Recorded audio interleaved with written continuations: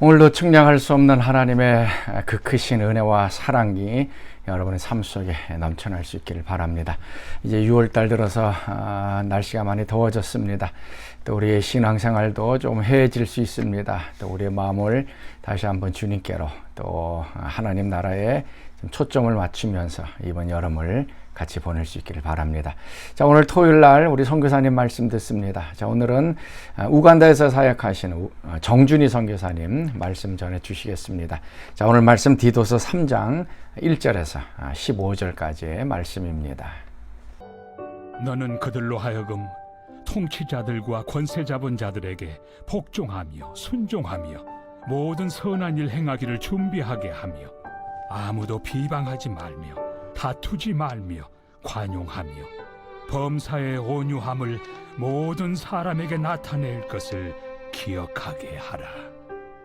우리도 전에는 어리석은 자요 순종하지 아니한 자요 속은 자요 여러 가지 정욕과 행락의 종노릇한 자요 악독과 토기를 일삼은 자요 가증스러운 자요 피차 미워한 자였으나 우리 구주 하나님의 자비와 사람 사랑하심이 나타날 때 우리를 구원하시되 우리가 행한 바 의로운 행위로 말미암지 아니하고 오직 그의 긍휼하심을 따라 중생의 씻음과 성령의 새롭게 하심으로 하셨나니 우리 구주 예수 그리스도로 말미암아 우리에게 그 성령을 풍성히 부어주사 우리로 그의 은혜를 힘입어 의롭다 하심을 얻어 영생의 소망을 따라 상속자가 되게 하려 하심이라.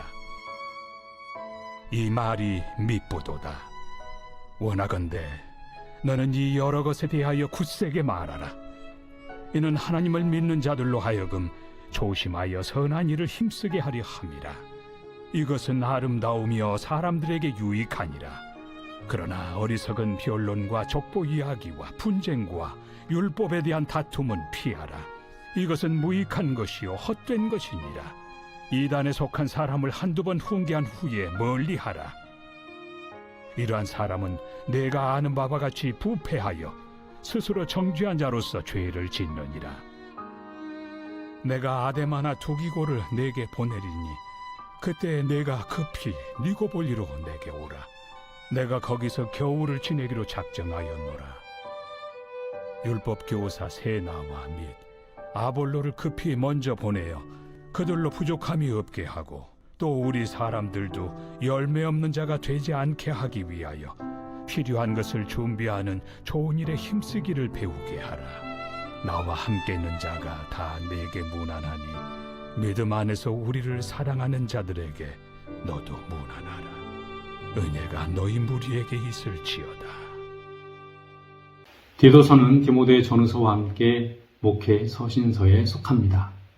현대 교회가 생각하는 교회와 목회자의 개념으로 이 디도서를 해석할 수도 있겠지만, 그러나 저는 이 디도서는 명백하게 선교지 안에 있었던 교회다라고 봅니다. 그래서 이 교회는 생존을 위해서 또는 부흥을 위해서 선교적 전략이 필요했습니다. 저는 오늘 여러분과 이 선교적 전략이 요즘 한국 교회나 미국 교회나 선교지에 다 같이 필요하다고 여겨집니다. 바울을 비롯한 사도들과 교회의 지도자들은 질문을 갖고 있었던 것 같습니다. 주님이 다시 오는 그날까지 이 교회가 지속될 수 있을까? 그러한 질문을 품었던 이유는 외부적으로 박해가 있었고 내부적으로 이단의 문제가 너무 힘들었던 것입니다.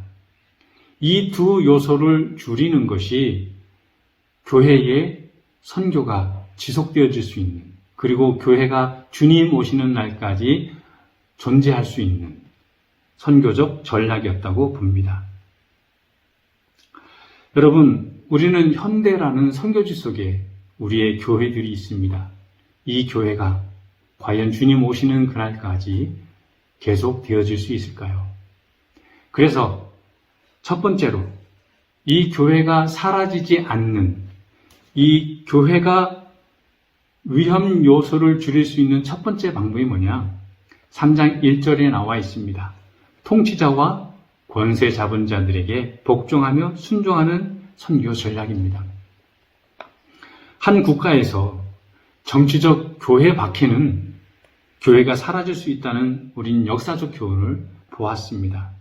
그러므로 우리가 이것을 적용할 수 있다면 가능한 한 국가기관과 협력하는 것이 중요하다는 것입니다. 여러분, 중국 선교사들로부터 비자발적 철수라는 말을 들어보셨습니까? 중국 종교 정책의 변화로 인해서 선교사들이 비자발적으로 철수해야만 했습니다. 이것은 중국에 거하고 있는 선교사들에게 강제 추방, 비자 연장 거부, 입국 거부 등의 다양한 방법을 통해서 선교사들을 추방하였습니다. 대규모 추방 이유를 전문가들은 이렇게 분석을 합니다. 중국 정부의 기독교에 대한 위기다라고 인식한다는 것이죠. 우리 선교회도 재정비 과정에 있습니다. 우리가 똑같은 선교 사역을 진행할 때 저희들은 국가기관에 대해서 많이 신경을 쓰지 못했었습니다. 우리가 열심히 복음 전하고 열심히 지역 주민만 잘 섬기면 된다고 생각했는데 지나고 보니 국가기관과 협업하는 것이 얼마나 중요하다는 것을 다시 한번 깨닫게 되었습니다. 그래서 이 지역 이장과 연합하고 일하던 것을 군수와 도지사와 함께 협업하는 것으로 우리는 진행을 하고 있습니다. 지금 신학교가 방학이 되었습니다. 방학이 되면서 지역 주민들에게 영어 무료 과정을 시작하고 있습니다. 전에는 지역 사람들 대상으로 이장을 중심으로 대상을 선정했었지만 지금은 군수를 통해서 대상을 선정받았습니다. 또한 도지사와 협업은 도지사가 추천하는 고아들을 선교회 초등학교에 학비와 기숙사비를 장학금으로 그리고 도지사의 이름으로 전달할 계획을 가지고 있습니다. 이렇게 행정기관과의 협력은 위기 때에 선교회에 큰 힘이 될 것이라 믿습니다. 두 번째, 교회가 사라지는 위험 요소를 줄이는 방법은 내부적 위험인 이단의 문제를 전략적으로 대해야 한다는 것입니다. 저는 이 내부적 이단 문제를 좀 다른 시각으로 이단 문제와 연결을 해보도록 하겠습니다. 우리가 하나님의 자녀가 된 자격은 은혜로 베풀어진 하나님의 선교의 결과로서 우리는 겸손한 자세를 취해야 한다는 것입니다. 우리가 하나님의 자녀 된 것을 증명해내는 것은 우리에게 맡겨진 사명이라는 사명자의 자세가 필요하다는 것입니다. 교회 밖의 비그리스도인들은 현재의 상태, 부정적인 상태로 사단의 자녀다라고 정의 내릴 수 없다는 것이죠. 미래적이고 긍정적인 상태로 오히려 하나님의 자녀가 되어야 하는 하나님의 관심을 받는 사람들인 것을 알아야 한다는 것입니다. 왜냐하면 그들도 하나님의 통치 아래에 있는 사람들이기 때문에 그렇습니다. 우리도 전에는 선교의 대상이었고 전도의 대상이었죠. 디도서 3장 3절에 그 말씀이 있습니다. 우리도 전에는 어리석은 자였다. 순종하지 않던 자였다. 정욕의 종로를 타던 자였다. 가증스러웠던 자였다. 3장 5절에 구원받은 우리들은 우리의 선한 행위로 말미암지 않는다. 7절 하나님의 은혜로 의롭다함을 얻었다. 여러분, 이것이 우리가 하나님의 자녀된 자격을 은혜로 얻은 하나님의 선교의 결과로 저는 해석합니다. 그러나 여러분, 그리스도인들이 이 거룩함이 세상과 분리되었다라는 것을 이야기하는 것이 아니라 세상보다 하나님의 은혜를 먼저 입고 거룩해졌다라는 것으로 이해를 해야 합니다. 우리가 구명보트에 그들보다 먼저 올라 앉아 있었을 뿐입니다. 이제는 손을 뻗어서 아직 보트 밖에 있는 사람들을 구해야 하는 그러한 마음을 가져야 한다는 것이지요. 3장 8절에 하나님을 믿는 자들로 하여금 조심하여 선한 일을 힘쓰게 하라 이것이 아름답고 사람들에게 유익하다라고 말씀하고 있습니다. 이는 우리가 하나님의 자녀된 것을 증명하는 방법으로서 우리의 사명이 되어진다는 것입니다. 저는 이 부분을 교회의 내적 문제, 이단의 문제와 연결하고자 합니다. 작금의 한국 교회는 우리가 하나님의 자녀라는 것을 세상에 증명해 내지 못하고 있습니다. 여러분과 저의 삶은 증명이 되고 있습니까? 여러분, 신천지가 1995년에 이단으로 규정이 됐고 2021년 코로나가 한참일 때 신천지말 코로나 확산을 통해서 이단 규정된 지 26년 만에 한국 사람들이 신천지와 교회가 다르구나라는 것을 인식하게 되었다고 합니다. 그러나 그 이후에 한국 교회는 비기독교인들에게 기대하는 교회의 모습을 보여주지 못했고 결국 이 선교의 대상 비그리스도인들의 마음은 교회로부터 멀어졌다고 합니다. 신천지나 정통교회는 다 같은 기독교로 사람들이 더 인식하게 되었다고 합니다. 우리 안에 내적인 이단의 문제가 더 확장돼서 기독교가 이단과 동급 취급받는 지경에 안타깝게도 이르렀다는 것입니다.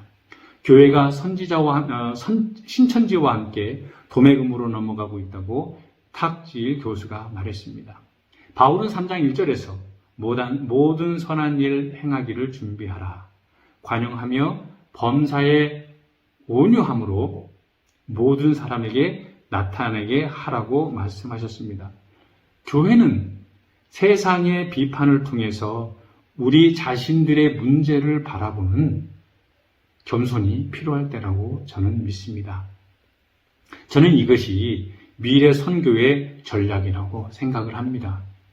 교회는 세상에 대해서 변화된 모습을 보여주어야 합니다. 그 후 선교의 대상들, 세상 사람들의 마음이 교회를 향해서 열려질 것이라 믿습니다. 통계에 따르면 사하라 이남 아프리카에 기독교인이 차지하는 비율은 지난 100년간 1910년 9%에서 2010년 63%로 증가했다고 합니다. 최근 통계는 전 세계 기독교 인구 중 아프리카가 차지하는 비율은 현재 27%, 그리고 전통적 기독교 국가로 인식됐던 유럽과 북미 지역을 합쳐서 32.7%로 근소한 차이를 보이고 있습니다. 인구 변화와 복음화율을 감안할 때 2050년이 될 때는 아프리카 기독교 인구가 38.4%, 유럽과 북미는 23.2%로 크게 역전될 것으로 예상하고 있다고 합니다. 미국과 유럽의 교회는 줄어들고 있습니다. 여러분, 부흥할 것이라고 예상되는 아프리카 교회는 매우 건강하지 못한 모습으로 성장하고 있습니다. 바울이 우리에게 묻습니다. 오늘 교회는 주님이 오시는 그날까지 건강하며 선교적 사명을 다할 수 있을까? 오늘 저와 여러분의 묵상이 되기를 소망합니다. 기도하겠습니다. 사랑의 주 하나님, 저희들을 통해서 선교적 사명을 감당케 하시고 하나님 교회와 세상을 위해서 선한 빛이 될 수 있도록 언제나 겸손을 가지고 세상을 향해 나아갈 수 있게 인도하여 주옵소서. 감사드리며 예수님의 이름으로 기도합니다. 아멘.